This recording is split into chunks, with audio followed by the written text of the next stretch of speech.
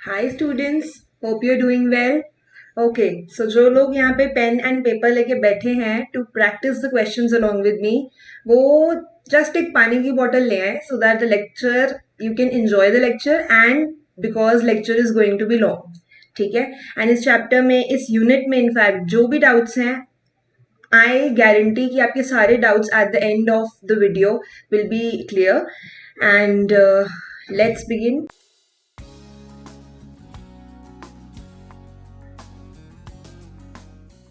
And also if there be any further doubts, आप उन comment section में डाल सकते हो। I will answer all the doubts, right?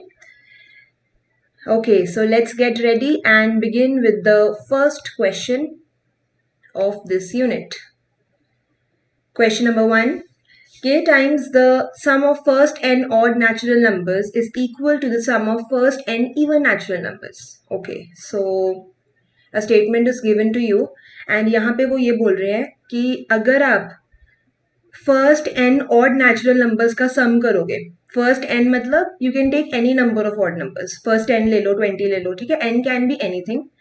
वो उसका साथ में अगर हम के टाइम्स करेंगे, के टाइम्स मीन्स आपने उसको के से मल्टीप्लाई कर दिया, टाइम्स का मतलब होता है मल्टीप्लाई करना। सो मैंने यहाँ पे odd numbers, first n odd numbers के सम को के साथ मल्टीप्लाई करना है। Before beginning with this question आपको सबसे पहले ये क्लियर होना चाहिए कि फर्स्ट एन ऑड नंबर्स का सम होता क्या है। फर्स्ट एन ऑड नंबर्स का सम होता है एन स्क्वेयर। ठीक है, some of you might be listening this part for the first time कि ये एन स्क्वेयर कैसे हो सकता है फर्स्ट एन ऑड नंबर्स का। तो मैं ये थोड़ा सा प्रूव करके दिखा देती हूँ। सपोज मैंने यहाँ पे 5 ऑड नंबर्स ले लिए, 1 3 5 7 एंड 9। ठीक है, इन सबका सम करते हैं। What is the sum? Sum is 25। अब 25 को मैं यहाँ पे कैसे लिख सकती हूँ? Can I write it as 5 square? तो यहाँ पे यही होता है, जितने ऑड नंबर्स आपने एक टाइम पे लिए, like if I have taken 5 odd numbers 1 3 5 7 9, ठीक है, 5 ऑड नंबर्स लिए हैं मैंने, एंड अगर मैं इनके नंबर का स्क्वायर कर दूंगी, नंबर मतलब कितने मैंने ऑड नंबर्स लिए हैं, तो नंबर का आप स्क्वायर कर दोगे तो वो 5 का स्क्वायर आएगा, राइट?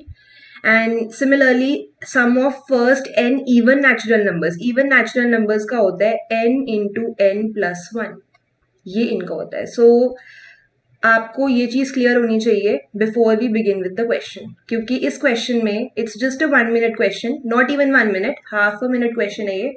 इसमें सिर्फ दो चीजें क्लियर करने वाली हैं कि some of first n odd natural number क्या होता है। ठीक है, and I have also proved it कि ये चीज आई कैसे है 5 नंबर्स को लेकर। ठीक है, सिमिलरली अगर मैं ये प्रूव करके दिखाऊंगा अब तो क्या होगा, 2 4 6 8 एंड 10। सपोज मैंने ये फर्स्ट 5 इवन नंबर्स ले लिए, now we'll just add it, 6 and 6 12, 8 20 और ये हो गया 30। ठीक है, इसका सम 30 है। Now I will prove it. मैंने आपको बोला कि n इंटू एन प्लस 1 होता है इसका सम। ठीक है, तो अब मैं इसके सम को प्रूव करूंगी।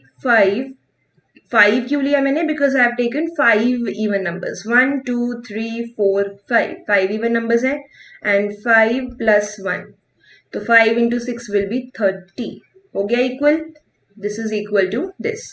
सो द मेन पार्ट इज कि आपको ये चीज क्लियर होनी चाहिए। I hope it is clear now. So now I will come back to the question. Question में उन्होंने बोला है कि आपने यहाँ पे के टाइम्स करना है the sum of first n odd natural number, कर देते हैं देन के इंटू सम क्या होता है first n odd natural numbers का, एन स्क्वायर। ठीक है, एन स्क्वायर कर दिया मैंने, इज इक्वल टू मतलब आप इक्वल टू का साइन डालोगे।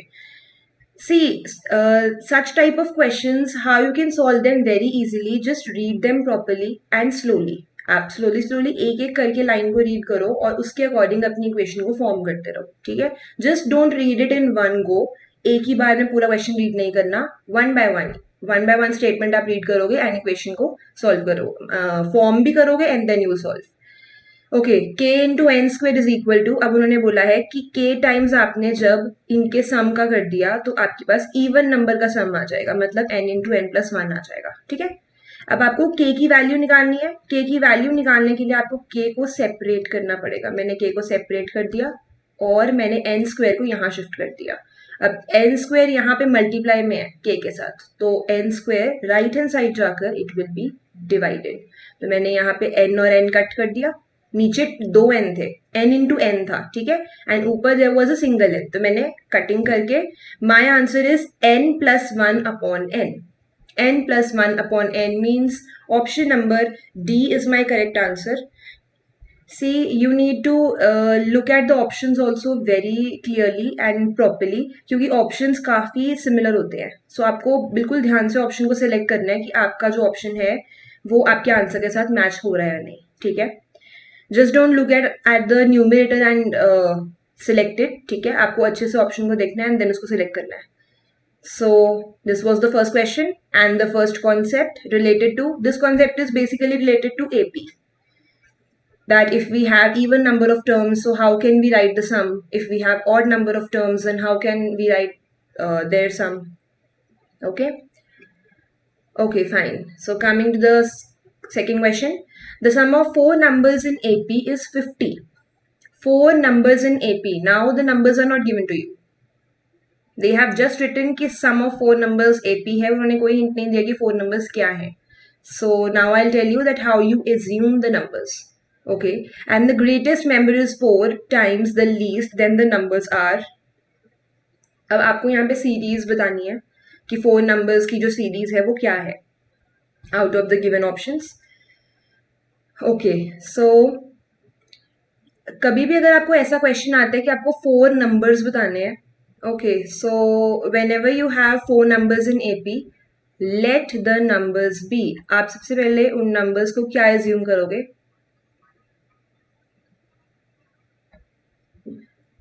ए का मतलब होता है फर्स्ट टर्म, सीरीज की जो फर्स्ट टर्म होती है उसको हम ए से रिप्रेजेंट करते हैं। देन ए प्लस डी, डी का मतलब होता है उनका कॉमन डिफरेंस, ठीक है, उनमें कितना डिफरेंस है सारी सीरीज में। एक्चुअली एक सीरीज एपी कब होती है? When their common difference is equal, like 4, 8, 12, 16 सबके बीच में 4 का डिफरेंस है, ठीक है।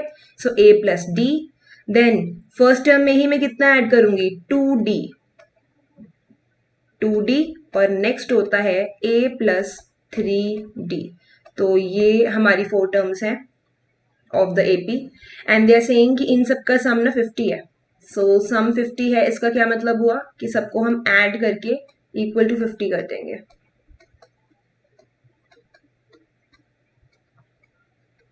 डन। ओके, सो यहाँ से इक्वेशन भी फॉर्म कर लेते हैं। हमारे पास टोटल 4 एज है यहाँ पे, तो मैं 4a लिख देती हूँ, एंड d का टोटल बन रहा है 6d इज इक्वल टू 50। अब यहाँ से मैंने 2 को कॉमन भी निकाल सकती हूँ मैं, a plus 3d is equal to 50। अब 2 को वहां जाके डिवाइड कर देते हैं सो दैट हमारे पास एक नॉर्मल इक्वेशन आ जाए। So this is my equation that I got. अब आगे देखते हैं उन्होंने आपको क्या बोला है। And the greatest number is 4 times the least. They are saying कि जो ग्रेटेस्ट मेंबर है वो 4 टाइम्स है लीस्ट के। इसका मतलब a plus 3d, a plus 3d greatest है, it is 4 times the least, least हमारा a है यहाँ पे। देखो, you need to understand one more thing कि ग्रेटेस्ट और लीस्ट यहाँ पे होता कौन सा है। बिल्कुल जो फर्स्ट वाली टर्म होती है a, वो मेरा लीस्ट है, एंड जो a प्लस 3d है वो मेरा ग्रेटेस्ट है। फर्स्ट वाली टर्म लीस्ट, लास्ट वाली ग्रेटेस्ट। वी ऑल नो अगर हम कोई सीरीज को लिख रहे हैं 4, 8, 12, 16, तो 4 is my least and 16 is my greatest number. Okay, so a plus 3d is equal to 4a, ये भी एक इक्वेशन मुझे गिवन है। एंड अगर मुझे ऐसी इक्वेशन अब गिवन है तो मैं इसको आगे कैसे सॉल्व करूंगी? इसका मतलब क्या है कि यहाँ पे you will be getting a plus 3d is equal to 25, this was my first equation, and a plus 3d is equal to 4a, ये मेरी एक सेकेंड इक्वेशन आई है। अब क्लियर? सो अब मैंने क्या करा, मैं यहाँ पे a को यहाँ ले जाऊंगी because same variables will be on the same side. ऐसे कर दिया मैंने, तो 3d की वैल्यू आ जाएगी मेरे पास, सॉरी दिस वाज a, ये a है सिर्फ, तो ये हो जाएगा 3a, ठीक है। 4a minus a will be 3a, तो यहाँ पे 3 and 3 कैंसिल, तो d और a दोनों इक्वल है। ये एक इक्वेशन और आ गई। कि जो भी फर्स्ट टर्म होगी उतना ही डिफरेंस है सब में, ठीक है। ए और डी का मतलब ये है कि जो भी सीरीज की फर्स्ट टर्म है उतना ही सब में डिफरेंस होगा। फाइन, सो अब मैंने ए की जगह यहाँ पर यही सेम चीज I put here in this equation. अब मैं इसमें क्या पुट करूंगी, मैंने ए की जगह यहाँ पे डी पुट कर दिया। D plus 3d is equal to what, 25, ठीक है। ओके, वन मोर थिंग, यहाँ पे 2a आएगा, 2a प्लस 3d, ठीक है। सो यहाँ पे 2a है, okay, yes now it's perfect, यहाँ पे 2a आना चाहिए। 2a plus 3d is equal to 25 था। अब मैंने यहाँ पे 2a की जगह पे क्या डाल दिया, 2d।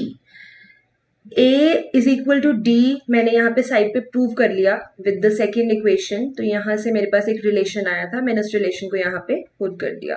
2d plus 3d is equal to 25 and यहाँ से आपकी d की वैल्यू आ जाएगी 5, ठीक है।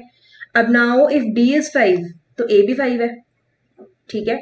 सो अब हमने ये चीज प्रूव कर दी कि a और d इक्वल है और d की वैल्यू 5 है। इसका मतलब a d सब कुछ 5 है। That means first term should be 5। Options में से देख के आपको पता चल रहा है कि फर्स्ट टर्म 5 है और सब में 5 का डिफरेंस भी है, +5 ऐसे चलता रहेगा, right. Okay, so this was my correct option, option number A, in which a is 5, ठीक है। a हमने ऊपर प्रूव कर दिया कि a और d दोनों 5 है, मतलब कि 5 मतलब ये चीज, इस चीज को हम बेसिकली क्या बोलते हैं, ये मेरा d है +5 और ये मेरा a है, तो ठीक है, दोनों 5 है। So this is my correct answer, right. Okay, coming to the next question, find the sum of n terms of the series. See this type of question just requires formula, आपको इसके लिए formula आना बहुत important है। So if you make any mistake in the formula तो आपका पूरा question definitely wrong हो जाएगा। सो इट्स वेरी इंपॉर्टेंट कि आप एटलीस्ट एपी में फॉर्मूलाज करके जाओ। We just have 3 to 4 formulas, right, 4 formulas है मैक्सिमम। सो आपको वो फॉर्मूलाज अच्छे से करके जाने हैं and through these videos also you will just learn them. I am very sure आपको बहुत अच्छे से फॉर्मूलाज सारे आ जाएंगे। तो सबसे पहले I will be writing the formula see, so that आपको सम क्लियर हो जाए कि सम हम कैसे निकालते हैं। बिकॉज सम निकालना is not a tough task, सिर्फ एक फॉर्मूला याद हो तो वो ज्यादा इंपॉर्टेंट है। Some of n terms of an AP, अगर हम एपी में n टर्म्स का सम निकालते हैं तो वो किसके इक्वल होता है, n/2। n मतलब यहाँ पे नंबर ऑफ टर्म्स, कितनी टर्म्स आप ले रहे हो, 2a plus n-1 and then d, right. So I hope आपको सारा क्लियर है कि n क्या होता है। n means number of terms, कितनी टर्म्स की बात हो रही है, a is the first term, n is again the number of terms, d is the common difference, ठीक है। अब मुझे यहाँ पे सम निकालना है। For the sum I need a and d। अब फॉर्मूला में मुझे दिख रहा है कि मुझे यहाँ पे a की भी नीड है, d की भी नीड है। n की मुझे यहाँ पे नीड नहीं है बिकॉज क्वेश्चन में उन्होंने आपको n टर्म्स ही बोला है, नंबर ऑफ टर्म्स आपको गिवन ही नहीं है। You need to solve this question along with n। Okay, so now I'm just writing what is a and what is d। Side पे लिख लेते हैं अपनी कन्वीनियंस के लिए। a है यहाँ पे √2, मतलब आप फर्स्ट टर्म देखोगे अपनी सीरीज में से, और d क्या है, d हम कैसे निकालते हैं, a2 माइनस a1, ये फॉर्मूला है d का। अब सुनो ऐसा क्यों करते हैं हम, सी एक्चुअली क्या होता है कि डिफरेंस हम कैसे चेक करते हैं, सेकेंड में से फर्स्ट को माइनस कर दिया, देन थर्ड में से सेकेंड को माइनस कर दिया, देन फोर्थ में से थर्ड को माइनस कर दिया, हम ऐसे करते हैं, ठीक है। Second minus first, third minus second, so this is the way of finding out d, that is the common difference. तो अब मैं ऐसे ही करूंगी। और इससे पहले one more thing you need to do is, √2 तो चलो ठीक है, आप √8 को किसी और फॉर्म में लिख सकते हो। For this you need to find out the prime factors. 8 के प्राइम फैक्टर्स क्या होते हैं, 2 इंटू 2 इंटू 2, 3 टाइम्स आता है 2, that means I can write it in the form of 2√2। क्यों लिखा मैंने ऐसे, क्योंकि 3 2 थे, 2 का तो पेयर बन गया एंड एक 2 सेपरेट है, तो एक जो 2 का पेयर बनता है वो बाहर आ जाते हैं और रूट के अंदर रहेगा एक सिंगल 2, ठीक है। फाइन, सो सिमिलरली 18 को हम 3√2 लिख सकते हैं। आप फैक्टर्स निकाल के साइड पे चेक करोगे, okay, to get a clear understanding. Similarly मैंने इसको हम 4√2 भी मैं लिख सकती हूँ। So this is my actual series, आगे तो प्लस करके डैश डैश डैश। तो यहाँ पे अच्छा मैंने इसको इस फॉर्म में क्यों लिखा? अब आपके माइंड में आ रहा होगा कि क्या ये नेसेसरी है कि हम इसको इसी फॉर्म में लिखें या हम इसको इस फॉर्म में भी सॉल्व कर सकते हैं? नो, एक्चुअली आप इसमें √8 में से √2 को माइनस नहीं कर सकते because √8 is your unlike term. √8 और √2 हमारी दो अनलाइक टर्म्स हैं, आप उनको माइनस नहीं कर सकते। तो आपको यहाँ पे इसको सिंप्लीफाई करके इस फॉर्म में लेकर आना पड़ेगा। ये लाइक टर्म्स हो गई। अब देखो x 3x sorry 2x 3x 4x, ठीक है। आई told you in my previous video also कि √2 को हम x ले अपने माइंड में x लेके चलो, क्योंकि रूट को देखकर मोस्टली स्टूडेंट्स गेट कंफ्यूज। उन्हें लगता है कि रूट बहुत ही एक टफ चीज आ गई और हमसे नहीं होगा ये रूट वाला क्वेश्चन। आप रूट को x लेके चलो तो वो क्या बन जाएगा? x 2x 3x 4x। Now I can easily find out d। d के लिए मुझे क्या करना है? दो टर्म्स को माइनस करना है, मतलब 2√2 में से मैं √2 को माइनस करूंगी। My answer will be √2। तो यहाँ पे a भी √2 है और b भी √2 है। अब मैं यहाँ पे जस्ट वैल्यूज को पुट करने लगी हूँ। n मेरा यहाँ पे n ही है, 2√2 क्योंकि a की वैल्यू √2 है, प्लस n क्या यहाँ पे? n मेरा n है अगेन और d मेरा √2 है। तो ये मेरा हो गया सॉल्व। अब मैं इसको आगे थोड़ा सिंप्लीफाई करूंगी। For simplification I need to multiply. मैं यहाँ पे मल्टीप्लाई भी कर देती हूँ, √2n माइनस √2। यहाँ मैंने √2 को इसके साथ भी मल्टीप्लाई कर दिया, √2 को इसके साथ भी कर दिया, तो मेरे पास आ गया √2 into n, that is √2n, और √2 into -1 minus √2। Okay, now I will see in the brackets. अगर कोई यहाँ पे लाइक टर्म्स है, 2√2 और √2 दो लाइक टर्म्स है। सो लाइक टर्म्स को मैंने यहाँ पे इसको और इसको माइनस कर देती हूँ। It will be √2। 1√2 भी लिख सकते हो, लेकिन 1 हम यूजुअली नहीं लिखते, आप √2 लिख दो डायरेक्ट, ठीक है। प्लस √2n, ये ऐसे ही रहेगा।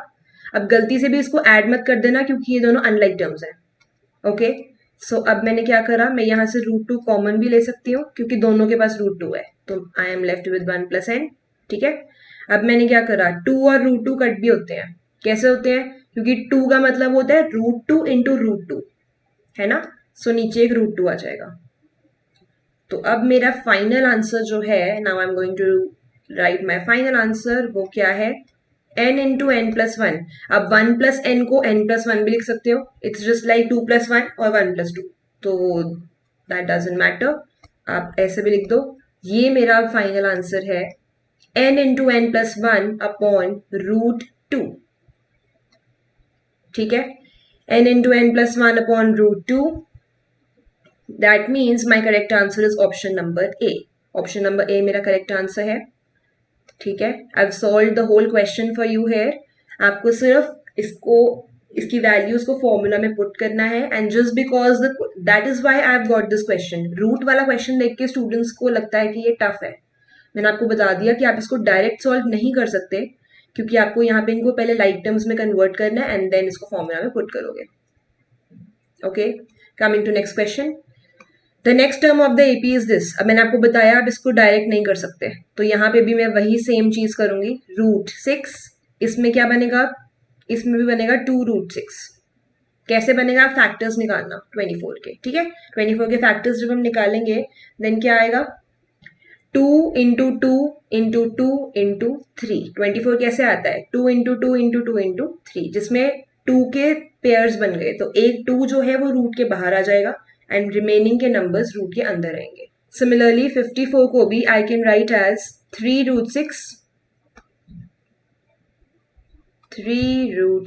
एंड आपको नेक्स्ट टर्म बतानी है। सी, कुछ क्वेश्चंस आप डायरेक्टली कर सकते हो, no need to solve them, आप ऑप्शंस में से ही कर सकते हो। देखो जैसे ही मैंने ये चीज फॉर्म करी, ये था 1√6। 1 हो या ना हो, 1 इज प्रेजेंट। √6 है अगर तो 1 है, आप लिखते नहीं हो 1, बट दैट डजंट मीन कि 1 वहां नहीं है। 1√6, 2√6, 3√6 और आगे क्या आएगा? 4√6 ही आएगा। काउंटिंग चल रही है यहाँ पे, 5√6, फिर 6√6, 7√6, तो 5√6 नहीं होगा बिकॉज वो उसका भी नेक्स्ट है, ये इसका भी नेक्स्ट टर्म 5√6 होगी, लेकिन 3 की नेक्स्ट टर्म उन्होंने आपसे पूछी है, सो वो क्या हो जाएगी? That will be 4√6। So my option number B is the correct option hair.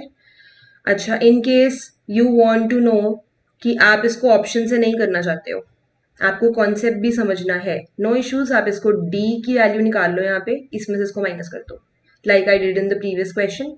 2√6 minus √6, तो क्या आएगा? √6 आ गया। वही सेम क्वेश्चन है, यहाँ पे भी √6 है, यहाँ पे भी √6 है, मतलब a भी √6 है, a और d यहाँ पे इक्वल है इस क्वेश्चन के लिए, ठीक है, a and d are equal. तो a अगर √6 है तो b d भी हमारा √6 है, d का √6 का मतलब हुआ, आप √6 में √6 ऐड करोगे तो वो क्या बन गया? 2√6, 2√6 में आप एक और √6 ऐड करोगे तो वो बन गया 3√6, ठीक है। So this is how you can, I have told you both the ways, आप किसी भी वे को ऑप्ट कर सकते हो। Now we have a statement question which is related to your chapter linear equations in two variables. ये इस chapter का क्वेश्चन है। ये कॉइन्स वाला क्वेश्चन है जिसमें हम एक्स एंड वाई अज्यूम करते हैं, उसको पूरा सॉल्व करते हैं और चेक करते हैं कि हमारे पास कितने टाइप के कॉइन्स प्रेजेंट है। Let's read the question once. Sonakshi has ₹1 and ₹2 coins with her. दो टाइप के कॉइन्स है यहाँ पे। तो सबसे पहले तो एक को मैंने एक्स ले लिया, एक को मैंने वाई ले लिया। दो वेरिएबल है तो जिन दो चीजों की बात होती है क्वेश्चन में हम उनको एज्यूम कर लेते हैं, एक एक्स है एक वाई है। If the total number of coins is 50, total number of coins का मतलब है इनके नंबर ऑफ कॉइन्स। जैसे if you have some coins in your purse, in your bag, आपने उन्हें काउंट करा कॉइन्स को, जस्ट आप नंबर काउंट कर रहे हो, वैल्यू नहीं। तो नंबर यहाँ पे है 50। दैट मीन्स यहाँ पे मेरी एक इक्वेशन तो ऐसे बन जाएगी, मैंने नंबर ऑफ ₹1 कॉइन को x ले लिया, नंबर ऑफ ₹2 कॉइन को मैंने y ले लिया, तो दोनों का सम 50 है। इसका मतलब ये मेरी फर्स्ट इक्वेशन है। फर्स्ट इक्वेशन यही बनती है mostly in 90% of cases. Coins वाले क्वेश्चन में फर्स्ट इक्वेशन यही बनेगी, ठीक है। बाकी डिपेंड्स ऑन द स्टेटमेंट कि आपको क्वेश्चन में क्या आगे बना है। तो टोटल नंबर ऑफ कॉइन 50 है and the amount of money she has is 75। Amount 75 है और नंबर ऑफ कॉइन 50 है, तो आपको x और y की वैल्यू निकालनी है। x and y are question mark. Okay, so अब हम आगे इसको सॉल्व करते हैं। ओके, सो लेट कि ₹1 को मैंने x ले लिया, ₹1 के कॉइन्स को, और ₹2 के कॉइन्स को मैंने y ले लिया, ठीक है। Now it is given to you कि दोनों के कॉइन्स को ऐड करके जब मैंने काउंट करा कि कितने कॉइन्स है दोनों के, तो वो 50 थे। ये मेरी फर्स्ट इक्वेशन है, ठीक है। सेकेंड इक्वेशन मैं कैसे निकालूंगी? सेकेंड इक्वेशन के लिए मैं इनकी वैल्यू को देखूंगी। यहाँ पे उन्होंने बोला है कि टोटल अमाउंट जो है हमारे पास that is 75। Total amount 75 rupees है, ठीक है। अब हम अमाउंट को निकालते कैसे हैं? For example in my bag I am having 5 coins of 10 rupees each. मेरे बैग में मेरे पास 5 कॉइन्स हैं और वो सारे कॉइन्स 10 रुपीज के हैं, तो दैट मीन्स मेरे पास टोटल वैल्यू कितनी होती है? 50। तो मैंने यहाँ पे 50 कैसे निकाला? नंबर ऑफ कॉइन्स को मैंने वैल्यू के साथ मल्टीप्लाई करा।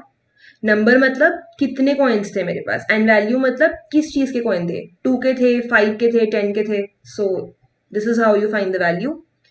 अब मैं वैल्यू के लिए यहाँ पे लिख दूंगी नंबर ऑफ कॉइन्स ऑफ ₹1 की एक्स कॉइन है, तो उसकी वैल्यू कितनी हो जाएगी? एक्स इंटू 1, ठीक है। कैसे निकालते हैं? नंबर इंटू वैल्यू, प्लस मेरे पास ₹2 कॉइन है, y into ₹2, that is x plus 2y is equal to 75. Okay, so first equation and second equation clear. Main equations की फॉर्मेशन पे आपको कॉन्सेंट्रेट करना है because solving is not that tough. Solving में कुछ नहीं है, आपको आता है सॉल्व करना, एलिमिनेशन से कर लो और you can go for substitution method.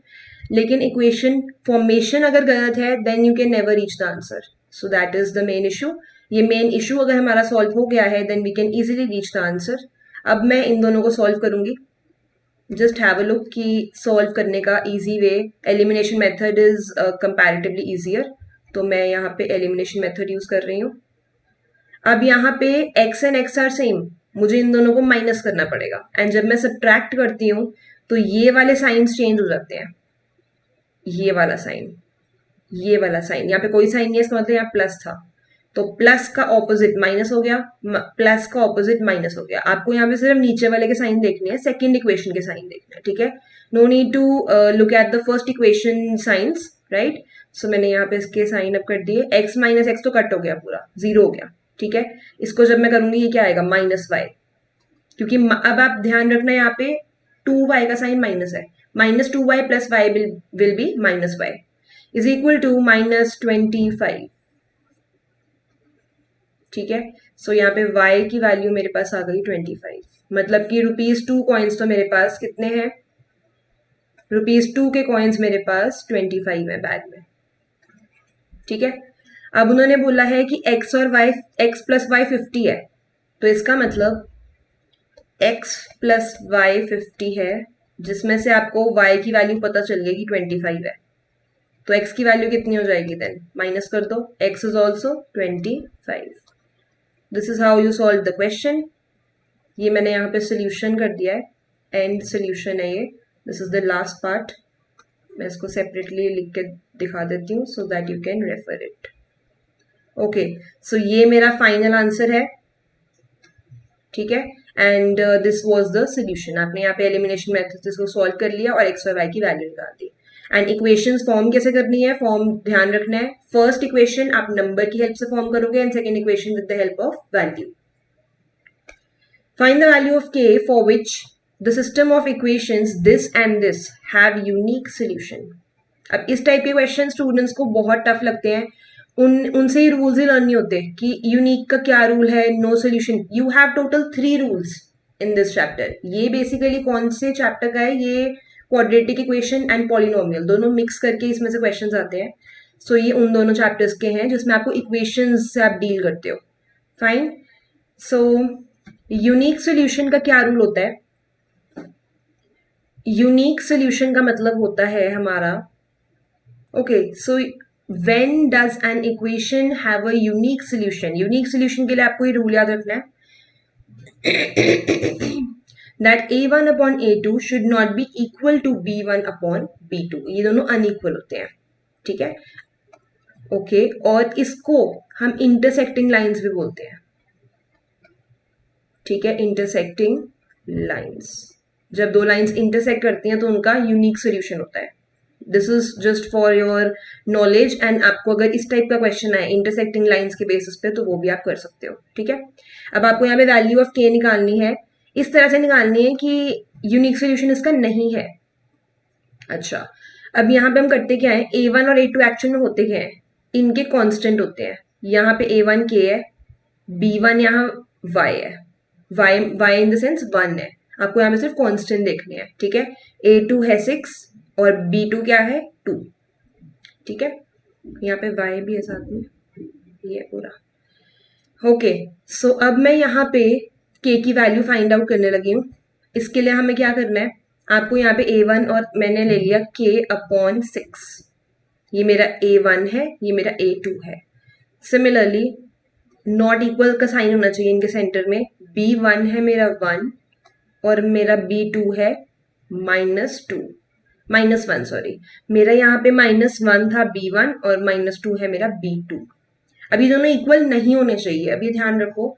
अगर मैं यहाँ पे k को 3 ले लेती हूँ, एज पर द ऑप्शंस, अगर मैंने k को 3 ले लिया तो मेरा आंसर तो इक्वल हो जाएगा, है ना।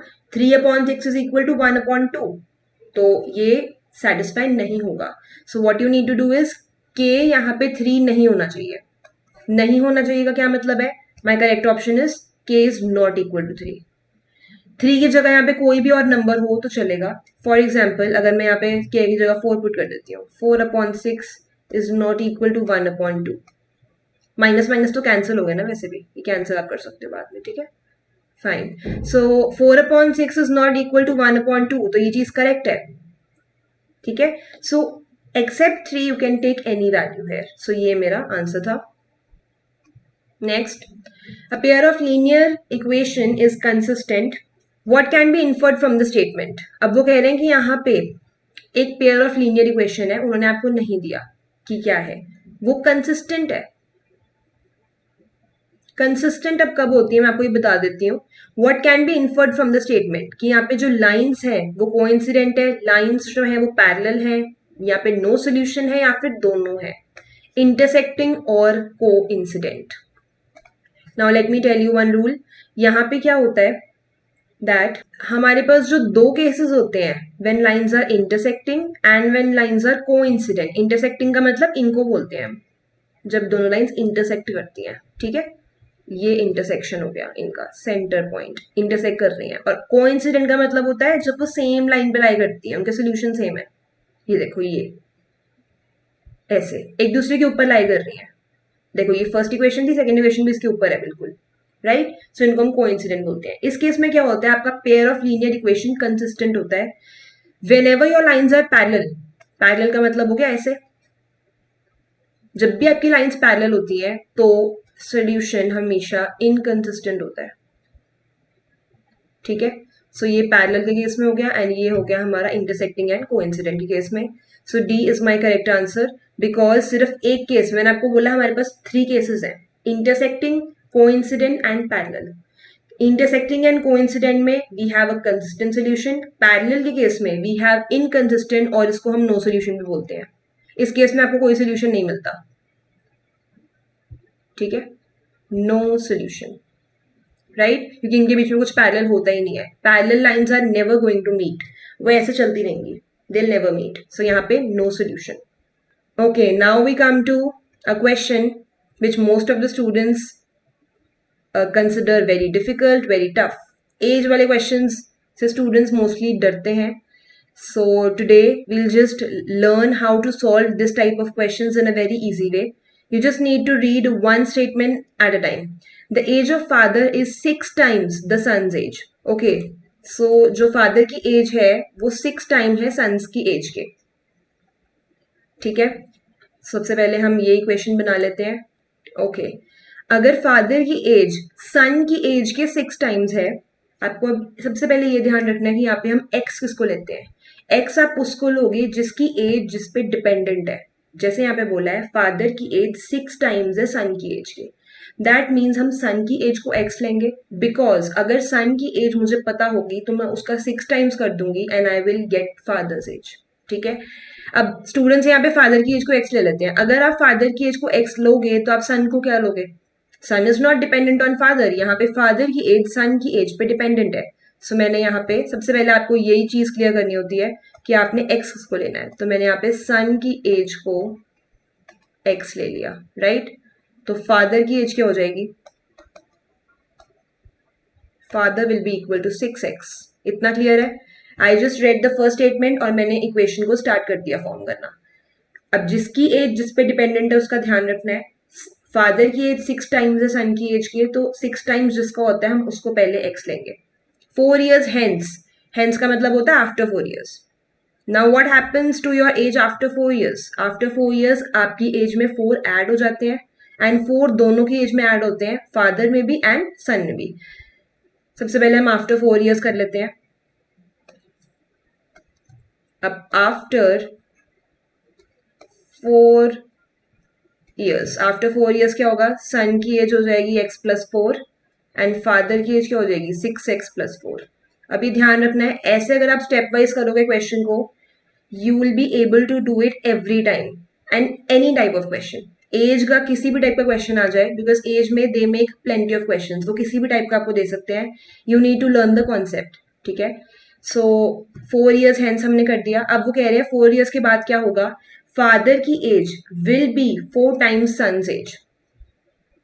फादर की एज कितनी है, आफ्टर 4 years 6x+4। वो कह रहे हैं फादर की एज जो है वो 4 years बाद कितनी हो जाएगी, विल बी का मतलब होता है इज इक्वल टू, फादर की एज विल बी कितना था 4 टाइम्स द सन्स एज, मतलब कि सन की एज के 4 टाइम्स कर दोगे। 4 टाइम्स मतलब मल्टीप्लाई बाय 4, और सन की एज भी आपने आफ्टर 4 years वाली लेनी है, बिकॉज 4 years के बाद सन की एज भी 4 years इंक्रीज होगी एंड फादर की भी 4 years इंक्रीज होगी। सो now I just solve the equation and I get my answer.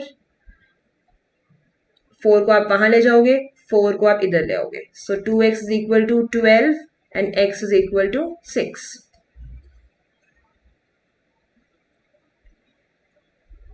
So main issue that students face is still here. ये प्रॉब्लम फेस होती है, उनसे ये इक्वेशन नहीं बन पाती, बिकॉज एज वाले क्वेश्चंस में आप लोग एक ही गो में क्वेश्चन को रीड कर लेते हो। You need to read the question statement by statement, okay. अच्छा, वन मोर थिंग, हम यहाँ पे 4 टाइम्स हमेशा किसका करते हैं, जब 4 years के बाद की बात हो रही है या फिर 4 years अगो की बात होगी इन एनी क्वेश्चन, उसमें हम 4 टाइम्स किसका करते हैं, हम 4 टाइम्स हमेशा सन की एज का ही करेंगे। अगर सन और फादर की बात हो रही है हम हमेशा सन की एज का 4 टाइम्स करेंगे। वाई? एक चीज यहाँ पे यूज हो रही है, दैट इज कॉमन सेंस। अगर आप फादर की एज का 4 टाइम्स कर दोगे, फादर की एज तो ऑलरेडी काफी बड़ी है, अगर आप उनका 4 टाइम्स कर दोगे it will reach to a very high level. For example father की एज ऑलरेडी 40 है, आप 4 ईयर्स के बाद उनकी एज को 4 से मल्टीपल, आपने उनकी एज में ही 4 टाइम्स कर दिया, he will cross the century. So this is the issue. आपको यहाँ पे फादर की एज को कभी भी 4 टाइम्स नहीं करना है। हम हमेशा कम वाली एज को 4 टाइम्स करते हैं बिकॉज वो ऑलरेडी कम है। आप उसको 4 टाइम्स करोगे तो उसकी वैल्यू थोड़ी सी इंक्रीज हो जाएगी। तो फादर को मैं ऐसे ही रखूंगी, यहाँ पे फादर को हम कुछ चेंजेस नहीं करेंगे फादर में, एंड सन की एज में हम 4 टाइम्स करेंगे बिकॉज सन की एज कम है, तो हमेशा कम वाली एज का 4 टाइम्स होगा। सो अगर यहाँ पे सन की एज एक्स आई है तो फादर की एज क्या हो जाएगी? Father was 6 times, that is 36 years. आप यहीं से कर सकते हो इसको, एक्स और 6x, एक्स की जगह आपने यहाँ पे 6 पुट कर दिया and you got the answer 36 years. ठीक है, okay. Next question is match the column. Now these are the 3 rules that I was talking about. एक है यूनिक सोल्यूशन, एक है infinitely many solutions, next is no common solution. So ये 3 rules हैं, these 3 rules are very important. Okay, for your convenience मैं एक बार ही सारे rules लिख देती हूँ। सी, हमारे पास टोटल 3 रूल्स होते हैं। एक है A1/A2 is not equal to B1/B2, this I already told you, मैंने आपको अभी पिछले क्वेश्चंस में बताया था। इनको हम क्या बोलते हैं? इनको हम कहते हैं कि ये या तो इंटरसेक्टिंग लाइंस है। अगर वो पूछेंगे कि ये लाइंस किस टाइप की हैं तो आप बताओगे इंटरसेक्टिंग लाइंस है। अगर वो पूछेंगे इनका सोल्यूशन कैसा है, so how you will say exactly one solution होता है इनका। इनको हम यूनिक सोल्यूशन भी बोलते हैं। सो यूनिक सोल्यूशन का ये केस होता है कि A1/A2 is not equal to B1/B2। Fine, अब आगे चलते हैं। इन केस तीनों इक्वल है, A1/A2 is equal to B1/B2 और ये C1/C2 सब आपस में इक्वल है, तो इसको हम क्या बोलते हैं? Okay, so when A1/A2 is equal to B1/B2 is equal to C1/C2. So in this case हमारी लाइंस जो होती हैं वो है कोइंसिडेंट, ठीक है, and they have infinitely many solutions. This table is very important that I am making. इस table से आपके मैक्सिमम क्वेश्चंस केस स्टडी के भी सॉल्व हो जाते हैं because case studies also I have got case studies also in my third video. So we'll do the case studies, then you will see कि ये टेबल कितना इंपॉर्टेंट है। This table will solve maximum questions. अब अगर A1/A2, अब मैं third case पे आ रही हूँ, A1/A2 B1/B2 के इक्वल है लेकिन C1/C2 इनसे डिफरेंट है। एक्चुअली C1/C2 क्या होता है? कांस्टेंट, हमारी इक्वेशन में जो कांस्टेंट होते हैं उनकी रेशियो इक्वल नहीं है। तो इस केस में हमारी जो इक्वेशन होती है वो क्या है? इस केस में we will get no solution. मैंने बताया था आपको ये पहले भी, और इनको हम पैरेलल लाइंस भी बोलते हैं। ठीक है, so this is the table. 1 2 3 things you need to learn, you just need to learn them by heart, क्योंकि इससे बहुत सारे क्वेश्चंस बनते हैं। कोइंसिडेंट कब होती है वो किसी भी वे में पूछ लेते हैं। ठीक है, you will C I have got many questions like this, so that आपकी प्रैक्टिस हो जाए, आपको टाइप ऑफ क्वेश्चंस पता चले। ओके, सो ये मैंने आपको टेबल बना दिया। अब हम इसको मैच करते हैं। अब हम मैच कैसे करेंगे? देखो, 7x plus y is equal to 11, 14x plus 2y is equal to 22। मैंने यहाँ पे इनके कॉन्स्टेंट को उठाना स्टार्ट कर दिया, 7 14 1 2 11 और 12। तो यहाँ पे क्या बनेगी रेशियो मेरी? 7/14 is equal to 1/2 is equal to 11/22। तीनों इक्वल है, राइट? तीनों इक्वल है, that means it will go with b. Infinitely many solution में तीनों इक्वल होते हैं। तीनों मैंने यहाँ पे क्या क्या लिया? आपको सिर्फ कांस्टेंट उठाने हैं, first first, second second, third third. Next is, अब मैं इसकी रेशियो बनाती हूँ, 2/3, 5/4 एंड 10/7। क्या ये तीनों इक्वल है? नो, तीनों ही इक्वल नहीं है आपस में। तो ये कब होता है? जब हमारा यूनिक सोल्यूशन हो। That means 1 will go with b, 2 will go with a and remaining तो हमारा यही रह गया. मैं इसको भी सॉल्व करके दिखा देती हूँ एक बार. 4/12 इज इक्वल टू 5/15 एंड 10/20. मैंने एक बार ऐसे लिख दिया. अब मैं यहाँ पे चेक कर रही हूँ कि कट हो रहे हैं. ये बन गई 1/3, ये भी बन गई 1/3. इसका मतलब ये दोनों तो इक्वल है, ये इक्वल नहीं है. तो ये कौन सा केस था? नो कॉमन सोल्यूशन वाला. So this is my answer. Now I am coming to the correct answer of this question. इसका करेक्ट आंसर है ऑप्शन नंबर बी, जिसमें 1 का बी है, 2 का ए है और 3 का सी है. सो आई थिंक आपको ये चीज पता चल गई होगी कि ये टेबल आपके लिए कितना इंपॉर्टेंट है. This is very very important, क्योंकि यहाँ पे मैक्सिमम क्वेश्चंस आपको दिखेंगे इस टाइप के. Fine. Okay. What is the difference between the two digits? Now we come to the question related to digits. What is the difference between the two digits of a number if the difference between a two-digit number का difference and the number obtained by reversing the digits is 27? अब ये मेरा question है. So let's take the two digits be x and y. यहाँ पे मैंने अपने once digit को या फिर यूनिट डिजिट को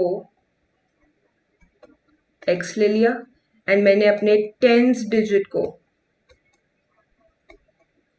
y ले लिया. राइट? इतना सॉल्व हो गया.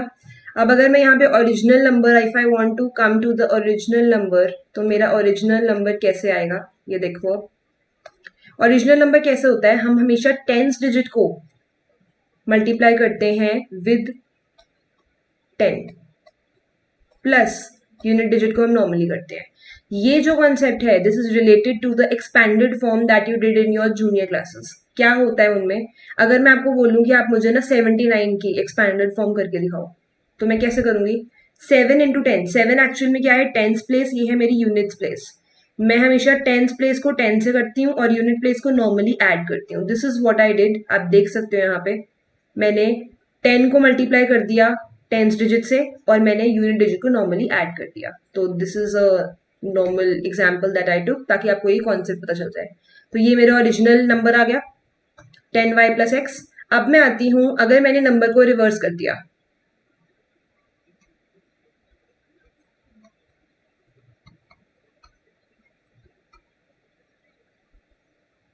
जैसे ही मैंने नंबर को रिवर्स करा, डिजिट्स को रिवर्स कर दिया, अब मेरा टेंस डिजिट क्या हो जाएगा? x और मेरा वंस डिजिट क्या हो जाएगा? y. मैंने उल्टा कर दिया.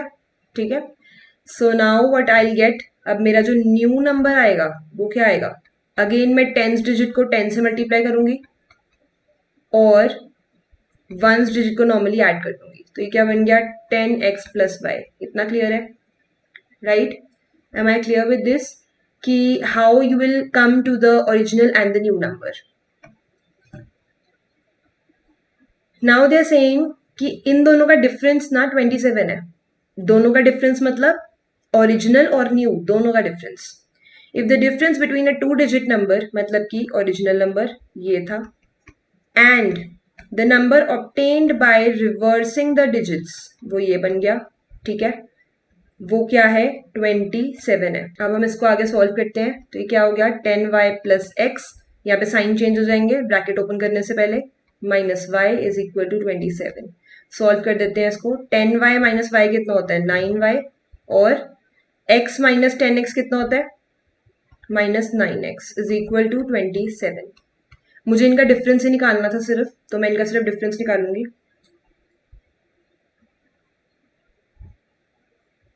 9 कॉमन ले लिया मैंने यहाँ से. y minus x is equal to 27. ठीक है. मैं इसके बाद यहाँ पे कर देती हूँ. तो y माइनस एक्स क्या हो जाएगा? 3, क्योंकि मैंने 9 को वहां जाके डिवाइड कर दिया. तो दोनों का डिफरेंस कितना आया आपका? Difference is 3. Now one more thing, यहाँ पे आपको ये पता कैसे चलेगा कि आपको y माइनस एक्स निकालना है एंड में या x minus y? First of all you can look at the options. Options में 3 गिवन है तो 3 हो गया. बट इन केस यहाँ पे -3 भी गिवन होता. ठीक है. So I tell you every way out. तो यहाँ पे आप कैसे चेक करोगे? हम हमेशा ये चीज मानते हैं कि टेंस डिजिट बड़ा होता है. आपकी यहाँ पे एजम्पशन रहेगी कि टेंस डिजिट होती है, एजम्पशन टेंस डिजिट की वैल्यू बड़ी होती है। दोनों का जो हम डिफरेंस निकालते हैं, हम कभी भी डिफरेंस छोटे में से बड़े को नहीं करते हैं, हम हमेशा बड़े में से छोटे को करते हैं। तो y minus x is equal to 3, तो ये मेरा आंसर है, दोनों का डिफरेंस आ गया 3। Fine. If x is equal to a and y is equal to b, अब वो कह रहे हैं x की वैल्यू ना a है, तो कोई बात नहीं, x की जगह a पुट कर देंगे, y की वैल्यू b है, सिमिलरली यहाँ पे भी a है b है, तो आपको यहाँ पे a और b की वैल्यूज निकालनी है। This is a very very easy question, सिर्फ आपको कंफ्यूज करने के लिए उन्होंने a और b दे दिया। आपको सिर्फ इसको नॉर्मली सॉल्व करना है with the help of elimination method. b और b तो ऑलरेडी कैंसिल आउट हो गए, 2a की वैल्यू हो गई 6 एंड a की वैल्यू हो गई यहाँ पे 3। एंड अगर आपकी a की वैल्यू 3 है, ठीक है, तो आप a को 3 यहाँ पुट कर दो, minus y is equal to 2, तो y की वैल्यू क्या आ जाएगी, y इज 1। तो a 3 है, y 1, b 1 है। आई एम सो सॉरी, यहाँ पे मुझे b लिखना था क्योंकि b इज माई वेरिएबल जो मैं कर रही हूँ, यहाँ पे b आएगा क्योंकि y जो है वो b के इक्वल है, तो आप यहाँ पे b वर्ड यूज करोगे, तो 3, 1 इज माई आंसर। ठीक है, सिर्फ यहाँ पे रिप्लेस करना था, x की जगह a लिख दो एंड y की जगह b लिख दो, that's it. Okay, so various rows are made for the students of a class. Now this question number 12 is another statement question. मैं statement questions इसलिए ज़्यादा लेकर आई हूँ so that you can go through each and every type of question. इसी type के questions आपने देखे होंगे in the previous sample papers also you've got. यहाँ पे क्या है, जैसे एक क्लास को ना डिफरेंट डिफरेंट रोज में खड़ा कर दिया, ठीक है, a teacher has made certain rows, there will be one row less if 3 students are extra in a row. अब एक टीचर ने यहाँ पे क्या चीज ऑब्जर्व करी कि एक रो कम बनेगी स्टूडेंट्स की अगर हर एक रो में 3 स्टूडेंट्स एक्स्ट्रा हो जाएंगे, ठीक है, okay. Then what else, there would be 2 rows more if 3 students are less in a row. अब अगर टीचर ने हर रो में 3 स्टूडेंट्स कम खड़ाए, then there will be 2 rows more, extra बनेंगी 2 रोज। आपको टोटल नंबर ऑफ स्टूडेंट्स निकालने हैं कि क्लास में कितने हैं। Okay, so let us assume, यहाँ पे हमने मान लिया कि रोज हमारी x है और हर एक रो में स्टूडेंट्स कितने हैं,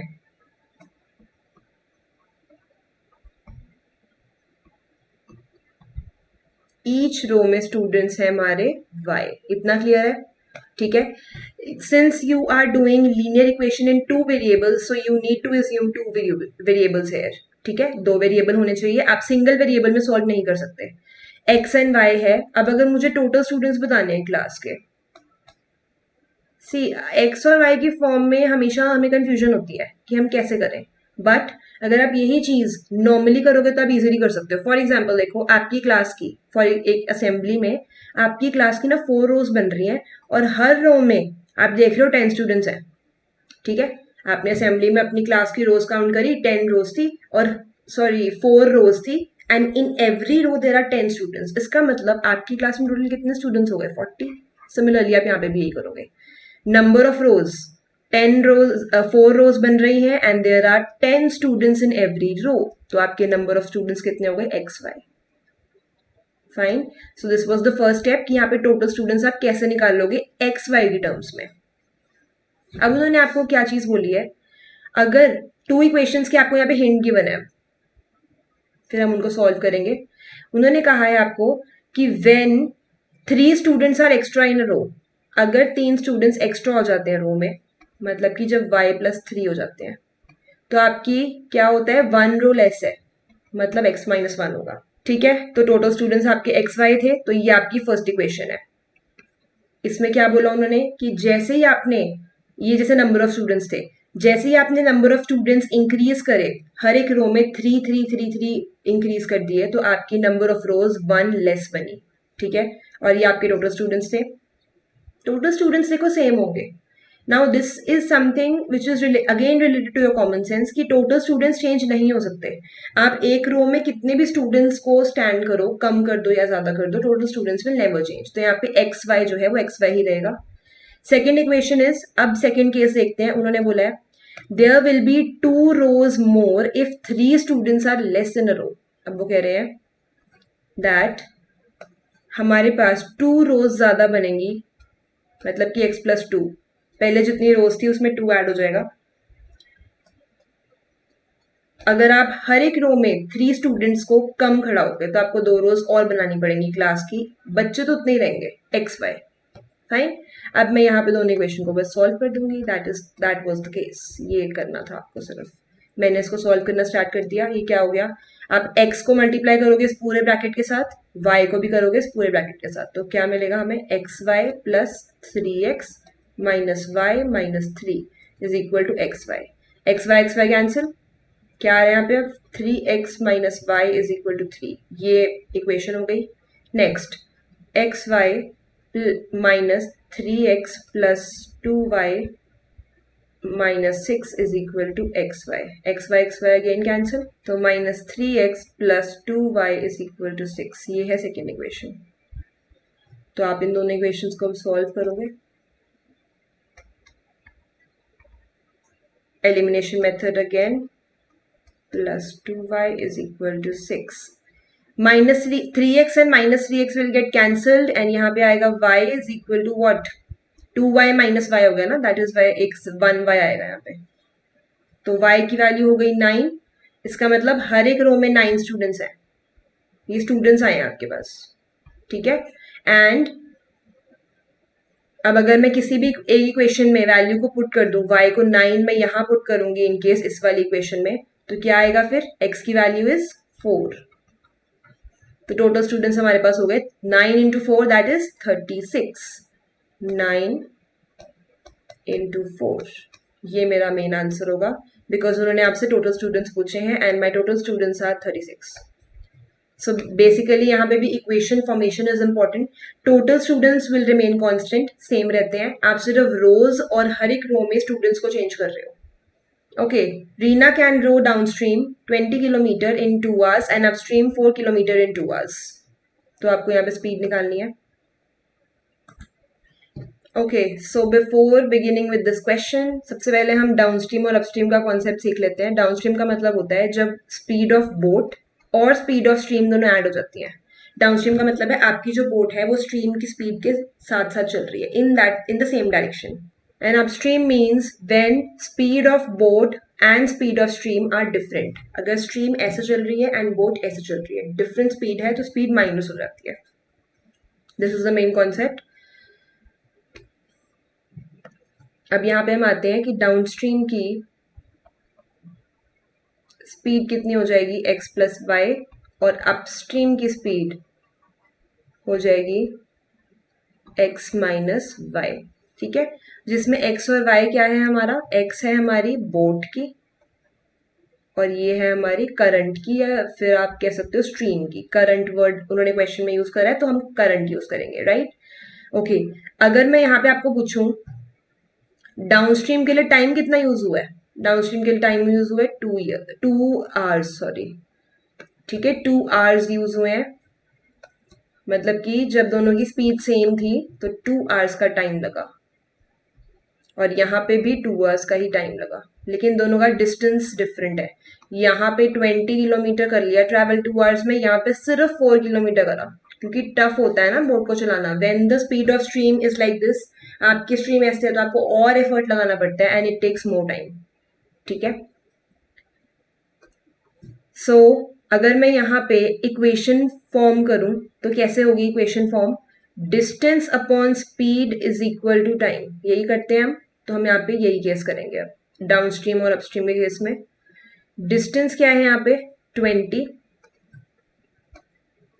अपॉन स्पीड कितनी है डाउनस्ट्रीम की x प्लस वाई, और टाइम है 2। सिमिलरली इसका जो डिस्टेंस है वो है 4, इसकी स्पीड है x माइनस वाई और इसका टाइम है अगेन 2। बस this was the main concept. अब हमें इसको अगेन वैसे ही सॉल्व करना है जैसे हमने पहले कर रहे हैं क्वेश्चन सॉल्व डिफरेंट टाइप के। 2 और साथ में x प्लस वाई, और यहाँ पे भी क्या है 4 इज इक्वल टू 2 आगे x माइनस वाई, तो x प्लस वाई किसके इक्वल हो जाएगा 10 के।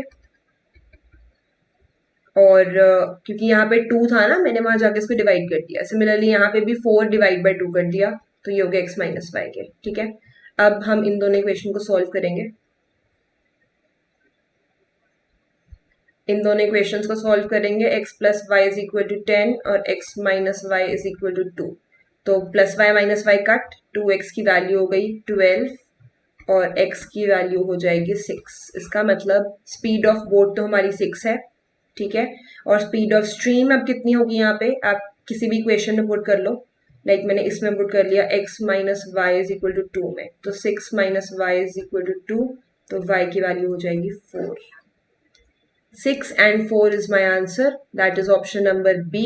6 kilometre per hour and 4 kilometre per hour. Downstream और अपस्ट्रीम के क्वेश्चन को सॉल्व करने के लिए सबसे पहले इनका कॉन्सेप्ट समझना है आपको, ठीक है।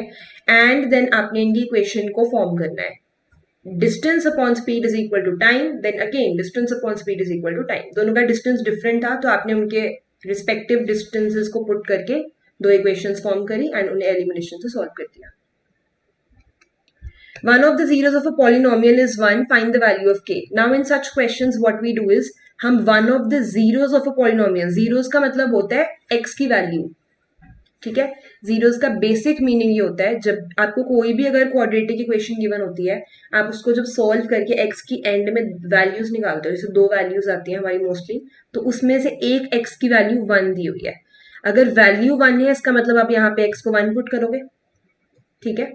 तो मैंने यहाँ पे क्या करा, x को 1 पुट कर दिया। जहां जहां पे भी x है वहां वहां पे 1 आ जाएगा, ये इज इक्वल टू 0 ही होता है, ठीक है।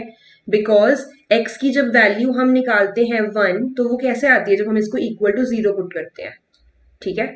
सो यहाँ पे क्या बनेगा, 1 plus 1 plus k is equal to 0, k की वैल्यू विल बी -2। बस ये करना था आपको। जीरोस का मतलब होता है x की value. Whenever zeros are given to you, आप उसको x की जगह पे पुट करोगे एंड जो भी अननोन वेरिएबल है आप वो फाइंड कर सकते हो। That is option number B is my correct answer. K is equal to -2. Okay, so coming to question number 15. If the zeros of a polynomial x square plus 1 plus a plus 1 and x is also there plus b are 2 and -3, then okay, so now you need to find the value of a and b। और यहाँ पे आपको zeros of a polynomial given है, एक 2 है और एक -3 है, ये माइनस भी है ना यहाँ पे, सो एक 2 है एंड एक है -3, ये दो जीरोस ऑफ पॉलिनोमियल है। Zeros of a polynomial means that x की वैल्यूज अब आप यहाँ पे बस just you can put very easily. यहाँ पे आप जब पुट करोगे तो 2 का स्क्वायर 4, a प्लस 1 और यहाँ पे आएगा into 2 plus b is equal to, हम यहाँ पे 0 ही लिखते हैं, ठीक है। ये 2 थी वैल्यू, तो ये क्या हो जाएगा आपका 2a plus 2 plus b is equal to 0। तो यहाँ पे equation will be 2a plus b is equal to -6। This is my first equation. Now coming to the next equation, now I will put 9। -3 का whole square is 9 plus a plus 1। आपने दोनों values को 1 bye 1 put करना है, पहले 2 को put करोगे equation में, देन -3 को, into -3 plus b is equal to 0। तो यहाँ पे क्या आएगा, 9 -3a -3 plus b is equal to 0, ठीक है। ओके, सो ये हो गया 6 वहां जाके -6, इसकी इक्वेशन आएगी -3a प्लस b, ठीक है। This is my second equation. Clear? So what I did is I just put the values 2 and -3 1 by 1 in the equations, और ये मेरी equations आ गई। अब मैं बस इनको जस्ट सॉल्व कर दूंगी and I will get my answer. Okay, so again इनके साइन चेंज हो जाएंगे, -5a, b तो कट हो गए ना यहाँ पे, is equal to 0। That is a की वैल्यू आ गई मेरी 0। चेक कर लेते हैं a की वैल्यू 0 कहाँ है। You can directly also tick, otherwise आप डायरेक्टली भी टिक कर सकते हो, अदरवाइज आप यहाँ पे एक इक्वेशन में, इन एनी वन इक्वेशन दोनों में से आप a को 0 पुट कर दो, b की वैल्यू आ जाएगी। इसी में पुट कर देते हैं, a को 0 पुट कर दिया, b इज -6। ये मेरा आंसर आ गया, right. So zeros of a polynomial, again I am telling, it means कि x की वैल्यूज गिवन है, आपको सिर्फ x की जगह रिप्लेस कर देना है उन वैल्यूज को एंड आप अननोन वेरिएबल्स की वैल्यू निकाल सकते हो। If alpha and beta are the zeros of a quadratic polynomial this and alpha minus beta is equal to 1, find the value of b।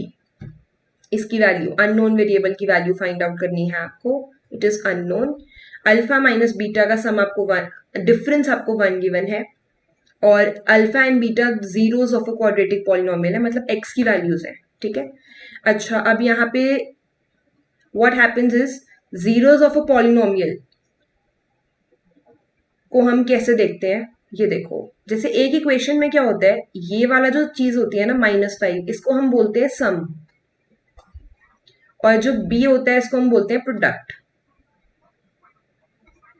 ठीक है, ये this concept is also very very important. इसमें क्या है कि अगर आप alpha और बीटा का सम कर दोगे, अल्फा प्लस बीटा करोगे तो वो होता है सम, मतलब कि सम की जो वैल्यू होती है वो होती है alpha plus beta.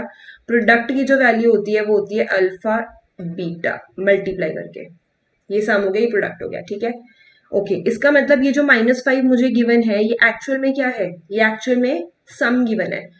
One more thing, सम को हम कैसे लिखते हैं, माइनस बी होता है सम हमारा, बी का मतलब जो सेकंड वाली चीज है, जैसे इसके साथ जो नंबर है वो हो गया ए मतलब 1, बी हो गया -5 और सी क्या हो जाएगा, जो कांस्टेंट है साथ में।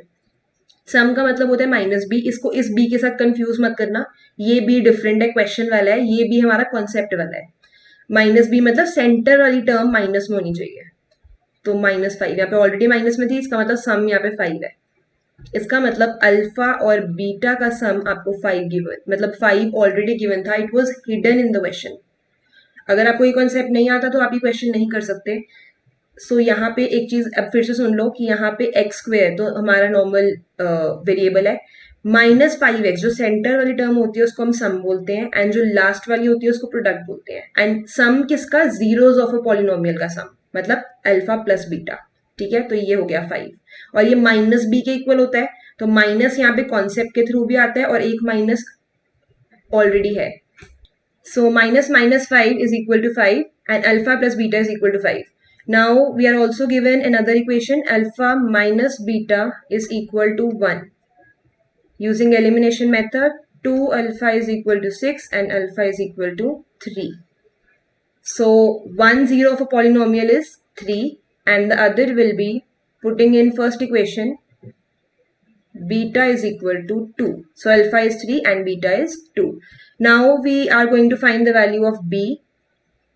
B is given in this equation and B means the product of alpha and beta, alpha into beta, and alpha is 3, beta is 2, so my answer is option number B, that is 6. Okay, so alpha and beta are the two zeros and the product of alpha and beta is equal to B. B मतलब जो सबसे and में चीज लिखी होती है, x square -5x, 5x हमारा 5 को हम सम बोलते हैं एंड लास्ट वाली टर्म को हम प्रोडक्ट बोलते हैं।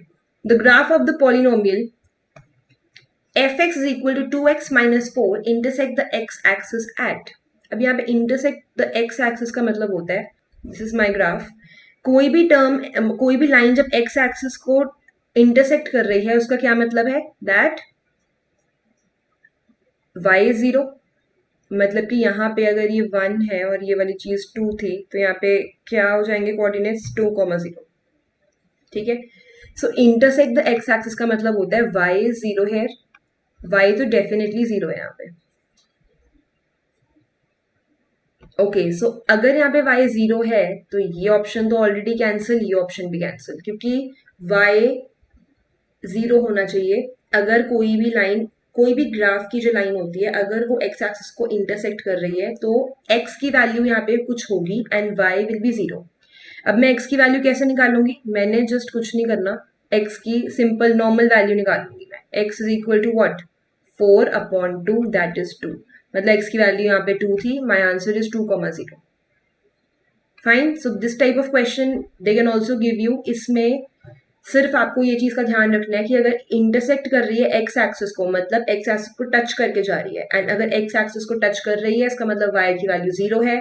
दो ऑप्शंस तो ऑलरेडी कैंसिल हो जाएंगे एंड अब आप उसके बाद आप नॉर्मली x की वैल्यू निकाल सकते हो। Okay, find the common difference, मतलब you have to find d, and अगर 17th टर्म का मतलब होता है a17, ठीक है, एक्सीड्स द 9th टर्म मतलब बड़ी है 9th टर्म से, a9, ठीक है, बाय 48, और इन दोनों का डिफरेंस कितना है, दोनों का डिफरेंस है 48, तो हमें d निकालना है। ओके, बिफोर दिस मैं एक फॉर्मूला लिख देती हूँ यहाँ पे, a पार n मतलब a पार n में a मतलब nth टर्म, ठीक है, a n means nth term का फॉर्मूला क्या होता है, a plus n minus one D. ठीक है, दिस इज द फॉर्मूला। अगर उन्होंने यहाँ पे A17 बोला आपको 17th टर्म के लिए, तो आप 17 लिख दोगे यहाँ पे 17th टर्म। इसका मतलब A यहाँ पे मुझे नहीं पता, n क्या है यहाँ पे 17 क्योंकि 17th टर्म की बात हो रही है, d भी मुझे नहीं पता, d तो मुझे निकालना है। ठीक है, सो ये हो गया A प्लस 16D। ये मेरे पास एक चीज आ गई। ठीक है, अब नेक्स्ट पे आते हैं। नेक्स्ट उन्होंने आपको बोला है 9th टर्म। सिमिलरली मैं 9th को भी ऐसे ही कर देती हूँ, A प्लस, अब n की जगह आएगा 9 माइनस 1D। ये हो गया A प्लस 8D। ये हो गया सेकेंड। एक्सीड कर रही है, इसका मतलब दोनों का डिफरेंस है। मतलब ये वाली जो 17th टर्म है ये कितनी बड़ी है 9th टर्म से। एक्सीड का मतलब कितनी बड़ी है, एक्सीड का मतलब होता है माइनस का साइन। ठीक है, बाय 48। ये वाली टर्म इस वाली टर्म से 48 बड़ी है। So you will just solve now. A plus 16D minus 8D is equal to 48।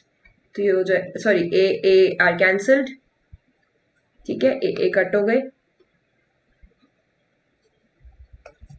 A और A मेरे cancel and 16D minus 8D हो गया 8D इज इक्वल टू 48 और D की वैल्यू हो गई 6।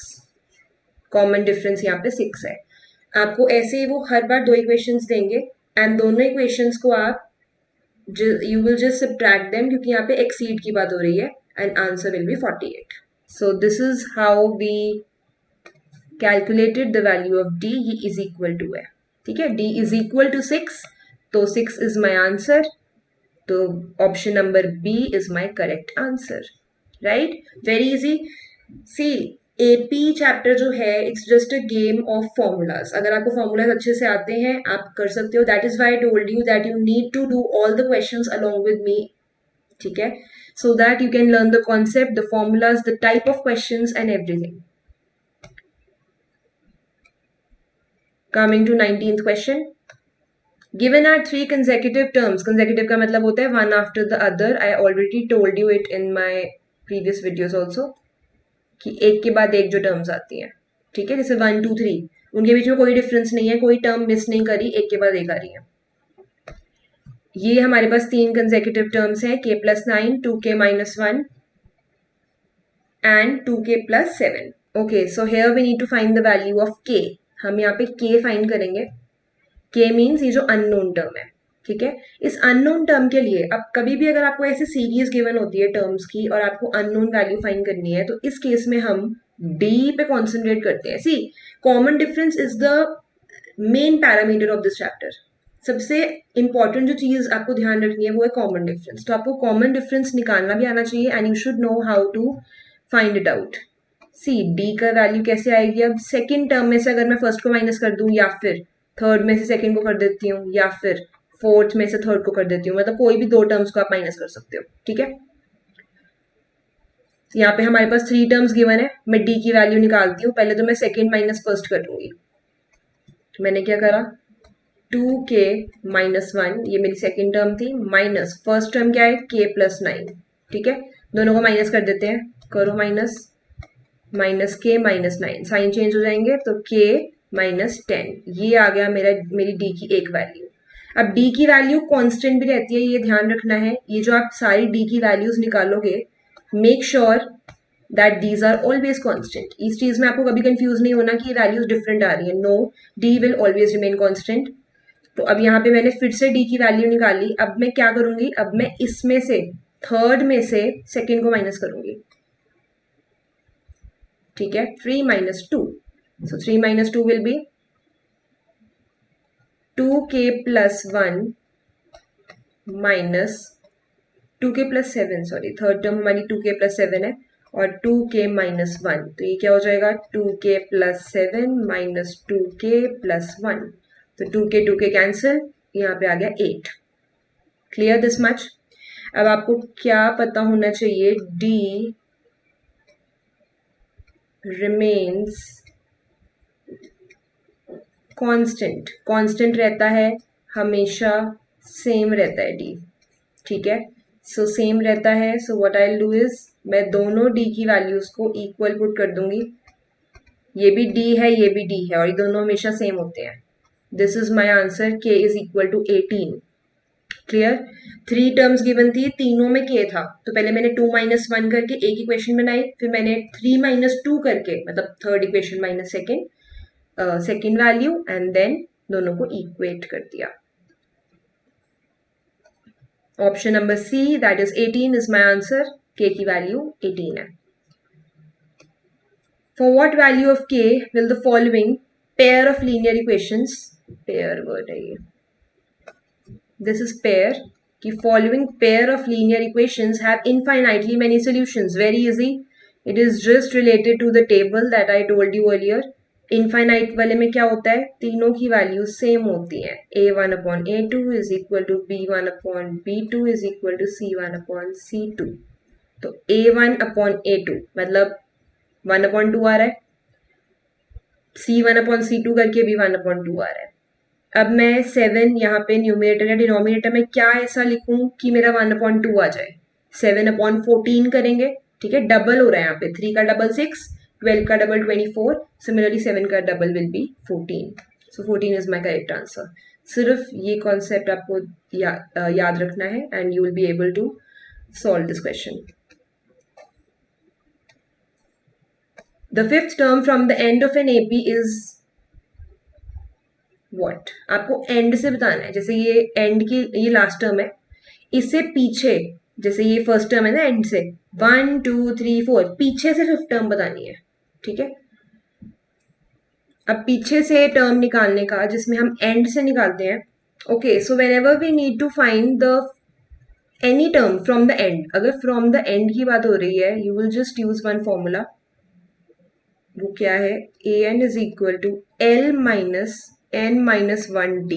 This is the formula that you are going to use in this question. यहाँ पे L क्या है, last term, that is 49। N क्या है यहाँ पे, आपको कौन सी नंबर ऑफ टर्म निकालनी है एंड से, मतलब कि 5। D क्या है यहाँ पे, D तो आप इनको माइनस करके निकाल ही सकते हो, -8 माइनस -11, तो क्या हो जाएगा ये 3, ठीक है, तो D तो निकल जाएगा।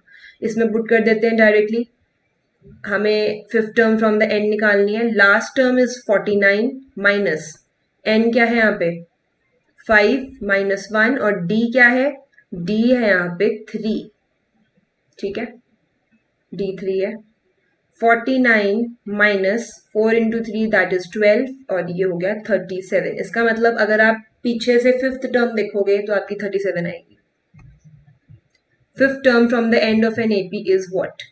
इस केस में फिर से सुन लो, formula I have written very clearly, ये फॉर्मूला है, और लास्ट टर्म आपको गिवन है, l is the last term, n यहाँ पे, अब एन यहाँ पे ये मत सोचना कि गिवन नहीं है, आपको फिफ्थ टर्म गिवन है, तो वो जिस जौन सी नंबर ऑफ टर्म आपसे पूछ रहे हैं वो आपका एन है, and just put the values in the formula.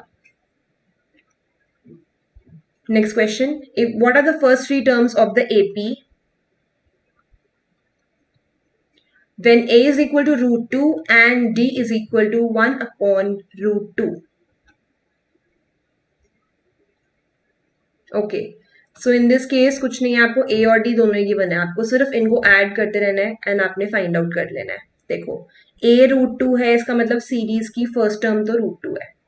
Second term कैसे आएगी, रूट 2 में d को ऐड कर देते हैं, क्या बनेगा ये, अगर आप इनका एलसीएम लोगे तो ये बनेगा रूट 2, और ये बन जाएगा 2 प्लस 1, ठीक है, क्योंकि रूट 2 इंटू रूट 2 क्या होता है, 2 होता है, ठीक है, सो ये बनेगा आपका 3/√2। फाइन, तो एक टर्म हो गई मेरी रूट 2, दूसरी टर्म हो गई मेरी 3/√2। 3/√2 कहाँ पर है, इसी ऑप्शन में है, इसमें भी है, ठीक है, दोनों ऑप्शंस में है 3/√2। तो ऑप्शंस में whenever you are looking from the options, आपने दोनों ऑप्शन को कंसिडर करना है, इसमें भी है इसमें भी है। ये ऑप्शन ऑलरेडी कैंसिल आउट हो गई क्योंकि सेकंड टर्म यहाँ मैच नहीं हो रही है, ठीक है, फर्स्ट टर्म भी मैच नहीं हो रही इनफैक्ट। अब थर्ड टर्म के लिए हम क्या करेंगे, a+2d, मतलब कि √2 प्लस 2 इंटू 1/√2, तो ये क्या हो जाएगा, √2, अब फिर से मैं एलसीएम में लूंगी यहाँ पे, तो ये क्या बन जाएगा, 5/√2, that is option number B is my correct answer. सबसे पहले मैंने a लिख दिया √2, ठीक है, देन √2 प्लस डी करेंगे, मतलब a plus d, and then a plus 2d to find out three terms. How many integers between 100 and 200 are divisible by 9? Okay, सो 100 और 200 के बीच में ऐसे कितने नंबर्स हैं जो कि 9 के टेबल में आते हैं? सबसे फर्स्ट नंबर जो 100 और 200 के बीच में है, जो 9 के टेबल में आता है, that will be, okay, so now there is no rule, कोई हार्ड एंड फास्ट रूल नहीं है कि आप इसमें कैसे निकालोगे फर्स्ट जो इंटीजर है, सिर्फ फिट एंड ट्रायल मेथड है कि 108 फर्स्ट नंबर है, इसमें फिर 9 ऐड करते रहो। एक फर्स्ट नंबर आपको सोचना पड़ेगा कि कौन सा होगा, उसके बाद आप सिर्फ 9 ऐड करोगे, क्योंकि यहाँ पे 9 के मल्टीपल्स की बात हो रही है, 26 फिर 35, ऐसे चलते रहेंगे बहुत सारे नंबर्स, ठीक है। और सबसे लास्ट नंबर कौन सा होगा 200 से पहले पहले जो 9 के टेबल में आएगा, दैट विल बी 198, यस 198, ठीक है, 198 ही होगा, क्योंकि उसके बाद 200 क्लोज है एंड उससे पहले वाला आप ले नहीं सकते, आपको मैक्सिमम देखने हैं जितने 9 के टेबल में आएंगे। इससे क्या पता चला आपको कि a की वैल्यू है 108, d क्या है, सबके बीच में कितना डिफरेंस है, 9 है, l भी आपको गिवन है कि 198 है, लास्ट टर्म भी गिवन है हमें, ठीक है, right. You can take it as l also, you can take it as a की पावर मतलब an ऑल्सो, an भी कह सकते हो इसको, डिपेंडिंग कि what is given in the question, आपको क्या निकालना है। So here we need to find out n, मुझे n निकालना है, मुझे 198 पहले से ही गिवन था, तो यहाँ पे मैं कौन सा फॉर्मूला लगाऊंगी, a plus n minus 1d, ठीक है। आप l वाला भी लगा सकते हो, लेकिन this is the very basic formula जो हम लगाते हैं। अगर यहाँ पे लास्ट टर्म का कोई रेलेवेंस नहीं है, अगर आप a n से भी कर सकते हो, तो आप ये वाला फॉर्मूला अप्लाई करोगे, a is 108, n is unknown, n ही हमें निकालना है, यहाँ पे d 9 है, तो ये हो गया 198। अब आप इसको नॉर्मली सॉल्व करोगे, बस ये वहां चला जाएगा, this will be 90 is equal to n minus 1 9, 9 यहाँ पे मल्टीप्लाई में वहां जाके डिवाइड कर देते हैं इसको, is equal to n minus 1, तो n की वैल्यू हो जाएगी 11, ठीक है। सो 11 नंबर्स ऐसे हैं 100 और 200 में जो 9 के टेबल में आते हैं, राइट। अब इन दिस केस 100 को a मत ले लेना, क्योंकि 100 a नहीं है, 100 और 200 सिर्फ दो आपको बाउंड्रीज गिवन है कि इनके बीच में आपको नंबर्स फाइंड आउट करने हैं, ठीक है। डोंट टेक इट एज 100 और इसको an भी मत ले लेना, ये an नहीं है, ठीक है। आपको ढूंढना पड़ेगा कि इनमें से कौन सा नंबर a है और कौन सा an है। The graph of y is equal to px when px is a polynomial in variable x is as follows.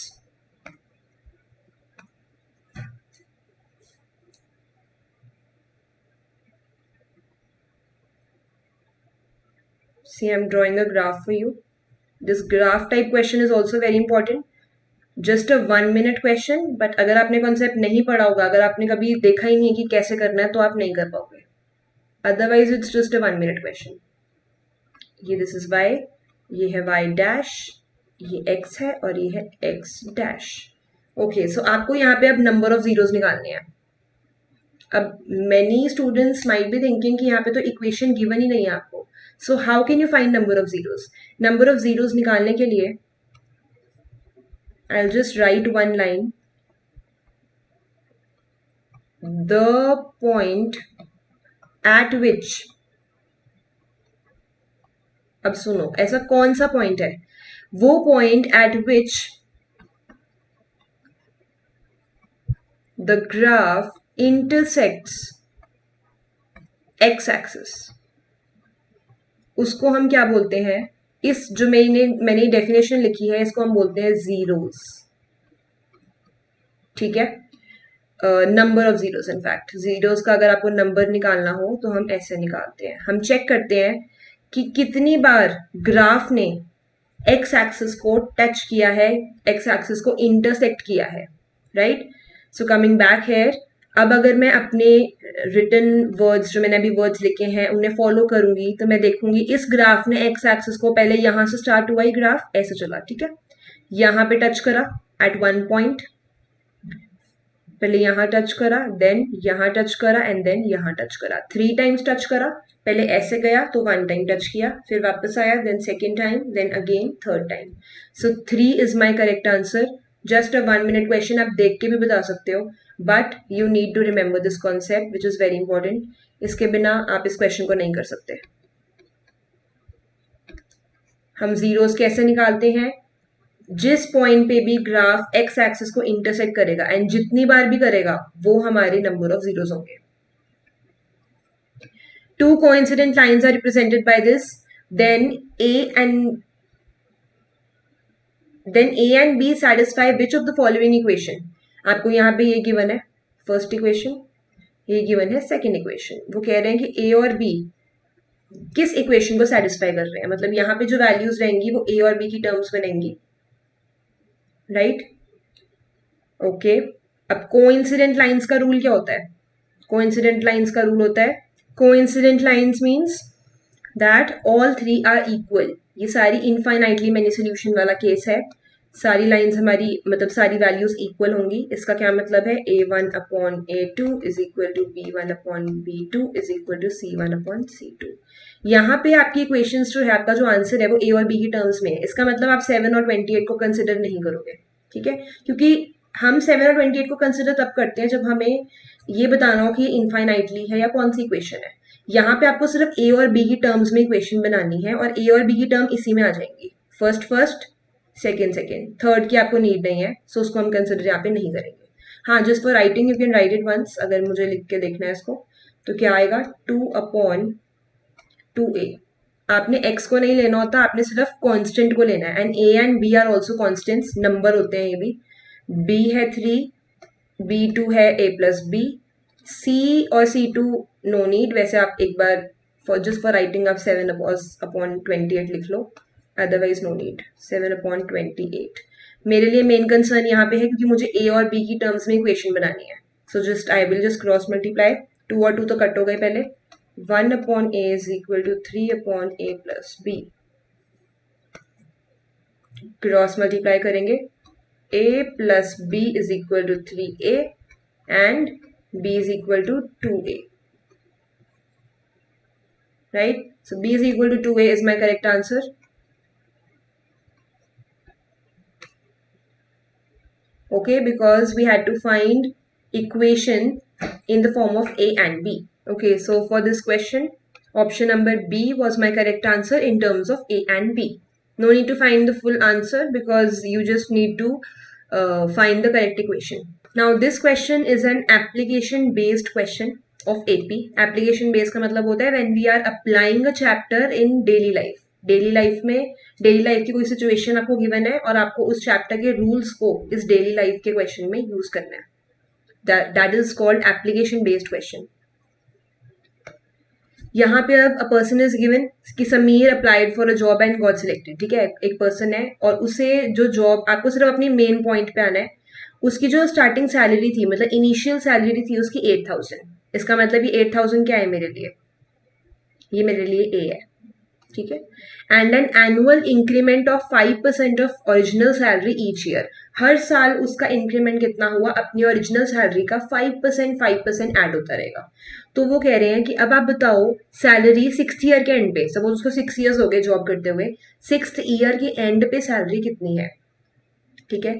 Now make sure, यहाँ पे 2 टाइप की कंफ्यूजन होती है स्टूडेंट्स को। फर्स्ट, उनको ये नहीं पता चलता कि यहाँ पे आपको 6 ईयर्स के एंड तक उसने कितना टोटल अर्न करा वो निकालना है, या फिर सिर्फ 6th ईयर के एंड पे कितना अर्न किया, मतलब सिर्फ 6th ईयर की सैलरी निकालनी है। सो यहाँ पे you need to read the question very carefully. यहाँ पे उन्होंने बोला है सैलरी बताओ at the end of 6th year, ठीक है? No need to find out sum, यहाँ पे सम वाला फॉर्मूला हम यूज नहीं करेंगे। अगर वो कहते what is the salary for 6 years, ठीक है, 6 ईयर्स होता, तब हम यहाँ पे सम वाला फॉर्मूला यूज करते कि 6 ईयर्स के एंड पे उसकी उसकी इतनी टोटल सैलरी हुई ऑल द ईयर्स को ऐड करके, लेकिन आपने यहाँ पे ऐड नहीं करना।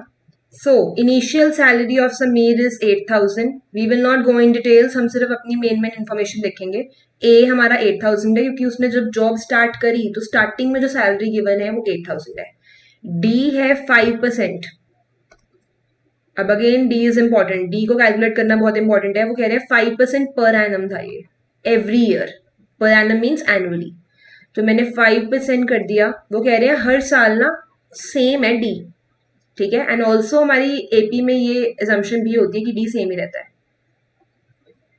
कट कर दिया मैंने। व्हाट इज देयर 400, मतलब 400 रुपीज का उसको एवरी ईयर इंक्रीमेंट मिल रहा है। सो अगर मैं यहाँ पे थोड़ी सी सीरीज बनाकर देखूं, 8000 मेरा ए था, उसमें 400 ऐड कर दो, 8400, अगेन 400 ऐड कर दो, फिर अगेन 400 ऐड कर दो। ऐसे आप ऐसे भी कर सकते हो, ठीक है। आप ऐसे करके देखना, ऐसे करके देख लो, बट दिस इज पॉसिबल। ये वाला मेथड सिर्फ एमसीक्यूज के केस में पॉसिबल है, नॉट इन नॉर्मल केसेस। अगर आपको पूरा क्वेश्चन सॉल्व करके दिखाना है, सो मैं वो भी करके दिखाती हूँ एक बार। मुझे A6 निकालना है यहाँ पे, क्योंकि मुझे 6th ईयर के एंड पे चाहिए सैलरी। और इसका फॉर्मूला क्या होता है, A+n-1D, राइट। एंड A6 मुझे नहीं पता यहाँ पे।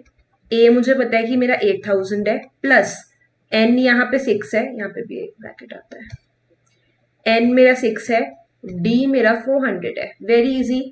This is the most important part. मैं इसको मार्क कर देती हूँ कि ये सबसे इंपॉर्टेंट पोर्शन है कि आपको यहाँ पे फॉर्मूला कौन सा पुट करना है, ठीक है। एस एन वाला फॉर्मूला तब अप्लाई करते हैं जब हमें टोटल सम निकालना हो सारे ईयर्स का। जब वो किसी एक स्पेसिफिक ईयर की बात कर रहे हैं तो आप स्पेसिफिक वाला फॉर्मूला लगाओगे, that is a n. Okay, so 8000 plus 5 into 400 कितना होता है, 200। तो 10,000 सैलरी उसकी हो गई थी 6th ईयर के एंड पे। 400 का इंक्रीमेंट मिलते मिलते eight the end of 6th year he reached ₹10,000 salary. So this is it. This is my answer. Option number C according to the options. मेरा आंसर C मैच हो रहा है, ठीक है। ऑप्शंस उन्होंने आपको सारे दिए हैं। 8000 ये जो ऑप्शन है ये इनिशियल वाला ऑप्शन है। 9600 ये भी आगे जाके, जैसे ये देखो, ये 5th ईयर का ऑप्शन दिया हुआ है। 1 2 3 4 400 ऐड कर दो, तो ये 9600 उसका था ऑप्शन, ठीक है। And what will be her salary eight the end of 6th year. तो यहाँ पे अब 6th ईयर की सैलरी हमारी 10,000 है। ऑप्शंस ऑल आर करेक्ट, लेकिन ये 6th ईयर के नहीं है, ये एपी सीरीज का पार्ट है, but they are not the answer. So इसीलिए वो आपको कंफ्यूज करने के लिए सीरीज के सारे आइटम्स दे देंगे, आपको करेक्ट वाला आइटम चूज करना है। How many zeros are there in all the graphs respectively. This is there. वो पूछ रहे हैं कितने जीरोज हैं सारे ग्राफ्स में respectively. Fine, so I will draw all the graphs for you. ये देखो, ये मेरा फर्स्ट ग्राफ है जिसमें ऐसा कुछ गिवन है, ठीक है। सेकेंड ग्राफ जिसमें ऐसा कुछ गिवन है, ये सेकेंड ग्राफ है। ये थर्ड ग्राफ,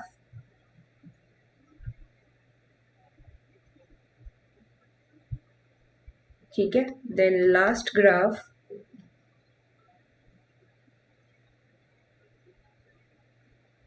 ऐसा गिवन है। Fine, these are the 4 graphs that are given to you. आपको रिस्पेक्टिवली सबके जीरोस बताने हैं कि किसमें कितने कितने जीरोस हैं। मैंने आपको जीरोस देखने का method I have already told you. कैसे देखते हैं हम, आपको ये देखना है कि ग्राफ एक्स एक्सिस को कौन से पॉइंट पे इंटरसेक्ट कर रहा है, कितनी बार इंटरसेक्ट कर रहा है। यहाँ पे इंटरसेक्ट कर रहा है, ये देखो, ये मेरा एक्स एक्सिस है, ग्राफ सिर्फ यहीं तक है, नो इंटरसेक्शन, इंटरसेक्शन हो ही नहीं रहा यहाँ पे। तो यहाँ पे कितने जीरोस हैं, यहाँ पे 0 जीरोस है ही नहीं यहाँ पे जीरोस। ये भी देखो, ये मेरा एक्स एक्सिस है, that I am marking with blue, and ये मेरा ग्राफ है। ये दोनों देखो, again they are not intersecting, तो यहाँ पे भी जीरोस मेरे 0 है। थर्ड, अब ये देखो, यहाँ पे 1 टाइम इंटरसेक्ट कर रहा है, तो यहाँ पे मेरा जीरोस है 1, यहाँ पे 2 टाइम्स कर रहा है 1 एंड 2, जीरोस है 2। Now some of you might have a doubt कि आपको ग्राफ को कैसे स्टडी करना है, कि क्या वो सिर्फ पॉजिटिव वाले एक्सिस में रहेगा तब जीरो निकलेंगे या फिर नेगेटिव में या दोनों में। सो आंसर इज कि दोनों में। जैसे देखो, यहाँ पे पॉजिटिव साइड पे इंटरसेक्ट कर रहा है एंड यहाँ पे नेगेटिव साइड पे, तो दोनों साइड पे इंटरसेक्ट कर रहा है। You just need to find out कि कितनी बार इंटरसेक्ट कर रहा है। Axis is not your issue, right? Axis, x axis को कितनी बार वो इंटरसेक्ट कर रहा है and how many times it is touching the x axis, not y, सिर्फ एक्स के बारे में आप देखोगे. सो हमारा क्या आंसर बना है? 0012. Let's see 0012, option number C. ठीक है, फर्स्ट में एक बार भी नहीं था, सेकंड में भी नहीं, थर्ड में सिर्फ वन टाइम टच कर रहा है एंड फोर्थ में two times. Okay, so now two equations are given to you. अब वो पूछ रहे हैं इनमें से बताओ किस में, मतलब इनमें क्या है, नो सोल्यूशन है, यूनिक, एग्जैक्टली वन और व्हाट. ठीक है, सो यहाँ पे भी हम अब यही चीज फाइंड आउट करेंगे, इनका relation. -15/6 is equal to -5/2 is equal to 2/7. देखते हैं, इसको तो मैं कट कर देती हूँ, 5 ज़ा और ये हो गया 2 ज़ा, तो ये दोनों तो इक्वल है. ठीक है, लेकिन ये जो है ये नॉट इक्वल है. ये कौन सा केस होता है? This is the case of parallel lines. जब लाइंस, ये साइन पैरेलल के लिए होता है, ये वाला. ठीक है, ये पैरेलल लाइंस का केस है, और इस केस में क्या होता है? No solution. ये रूल है. I have already drawn the table. From that you can easily understand कि आपको इनमें कैसे करना है. आपको फर्स्ट वैल्यू -50, इस इक्वेशन की फर्स्ट वैल्यू, दूसरी की भी फर्स्ट वैल्यू, उनका रेशियो, सेकंड का रेशियो, थर्ड का ratio. That is what you have to do. Fine. So correct answer is no solution. इनका कोई सोल्यूशन नहीं निकलेगा because lines are parallel. If the system of equations this and this have infinitely many solution, again infinitely many solution के लिए what we'll do, हम फिर से इनको कंपैरिजन करना स्टार्ट करेंगे. 3/6 इनफाइनाइटली का मतलब है तीनों की रेशियो सेम रहेगी, a/b और देन 6/k देन 5/10. अब आपको k की वैल्यू बतानी है यहाँ पे. 1/2. अब इन सब की रेशियोज क्या बन रही है? इसकी रेशियो बनी 1/2, इसकी भी क्या बनी? 1/2. डबल है इन है ना, लाइक 3 का डबल 6 हो गया, 5 का डबल 10 हो गया, तो 6 का डबल क्या होता है? 6 का double is, the double of 6 is 12. Here is a little mistake. ये ऑप्शन नंबर 12 है, आपको ऑप्शन में ये 12 गिवन है. This is not 2, this is 12. Right?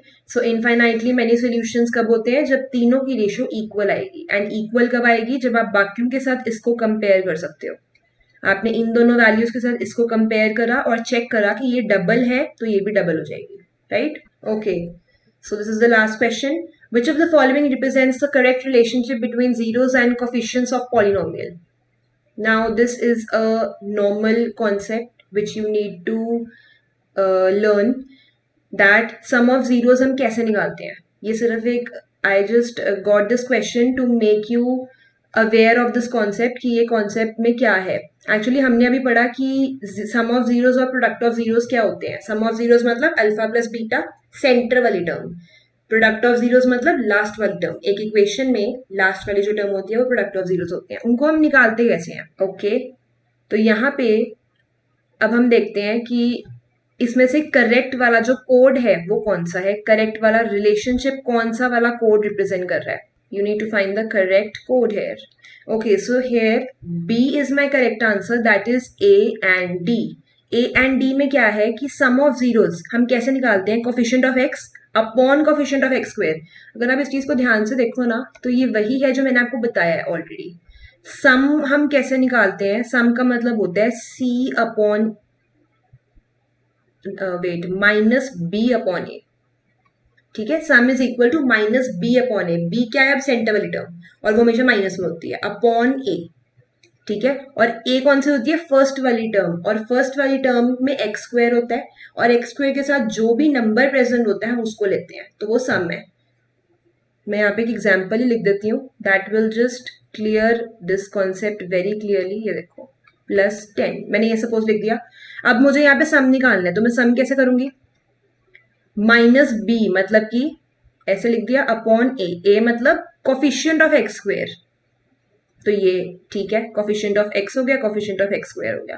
Okay next, अब प्रोडक्ट पे आते हैं। प्रोडक्ट के लिए क्या करूंगी मैं, सी मतलब ये, सी मतलब 10 अपॉन ए मतलब 1।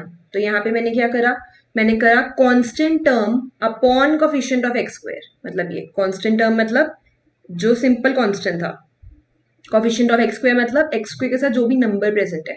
सो ए भी मेरा करेक्ट है एंड डी भी मेरा करेक्ट है, so A and D is my correct option. So sum and product of zeros वाला जो कॉन्सेप्ट है, ये this is very important also.